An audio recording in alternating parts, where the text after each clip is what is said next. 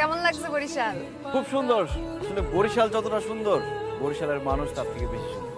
তাদের মন মানসিকতা অনেক ভালো। আমি পৃথিবীর যে প্রান্তেই থাকি না কেন, একটা শহর আছে যার ডাকে আমি বারবার ফিরে আসতে চাইব, যার মায়ায় আমি বারবার আবেগী হতে চাইব। সে আমার প্রাণের শহর বরিশাল। মোরা বন্ধু স্বরূপ কাঠিয়া, তোমরা রইলা কই? স্বরূপ কাঠিতে আইও, খাইতে দিমু দই। খালে বিলে মাছের মেলা, মাছ ধরেছে খালু খালা। বসে হালে আইও বন্ধু স্বরূপ কাঠিতে। স্বরূপকাঠিতে জন্ম আমার, স্বরূপকাঠি আমার বাড়ি। আপনাদের সবাই দাওয়াত রইল, আমাদের বাড়ি আসবেন কবে? কমেন্টে বলে যান।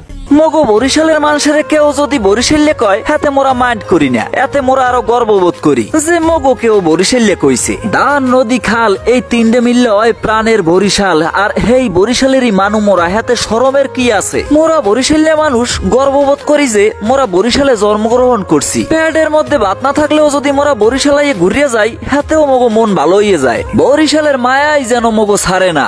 মোরা বরিশালের মানুষ এক কথায় কইতে পারেন বরিশালই হ্যাপি। বরিশাল দিয়ে অন্য জায়গায় গেলে মগো পরানি টেহে না। বেন্যকালে নামলে দুপুরের আগে কোন কালে ঘরে আমু, হেই খালি মগো মাথার মধ্যে গড়ে। আর দূরে কোনো হানে গেলে কলজেটা খালি জলে, মনটা যেন পড়ে থাকে বরিশাল। বরিশাল দে আর ভেরি স্মার্ট, আলহামদুলিল্লাহ।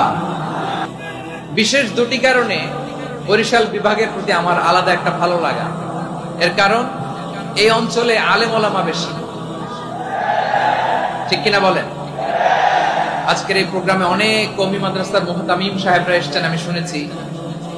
আলিয়া মাদ্রাসার প্রিন্সিপাল হুজুররা এসেছেন, খতিব সাহেবরা এসেছেন, ইমাম সাহেবরা এসেছেন, মুয়াজ্জিন সাহেবরা এসেছেন। এই বিভাগে আলেম ওলামা বেশি। তার প্রমাণ এখানে এই বরিশালের ভেতরে আছে সারসিনা দরবার, ঠিক কিনা বলেন? অনেক হাক্কানি একটা দরবার। সারসিনার মরহুম পীর সাহেব হুজুরের খেদমত করেছে আমি অনেক।